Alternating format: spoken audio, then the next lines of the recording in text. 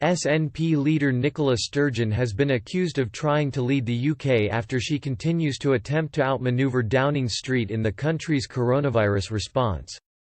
Scottish First Minister Nicola Sturgeon has been slammed for repeatedly trying to politically outmaneuver Number 10 on the country's coronavirus response. She came under fire this morning after she broke rank with Downing Street yet again, after publishing details of Scotland's strategy to exit the lockdown.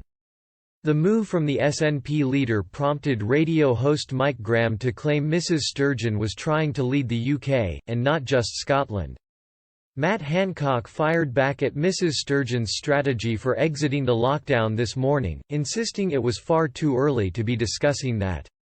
The cracks between the SNP-led strategy in Scotland and Downing Street's plans in England appear to be widening. Mrs Sturgeon stunned several senior Downing Street officials this week after she laid out a grown-up conversation on Talk Radio's Mike Graham commented, "Sturgeon is making quite a name for herself in getting herself out front before anyone from Downing Street gets any chance to say anything." The Herald's Jasper Hamill added, "She appears to be sitting in on Cobra meetings just to drop spoilers about what was discussed." But this latest announcement was not really much of a plan. She revealed Scotland might bring schools back, might allow certain businesses to open. But really, it was quite woolly and she got quite an easy time from the press despite it. It was full of decent but woolly platitudes. Hancock said this morning that it reiterated the 5 tests they laid out last week.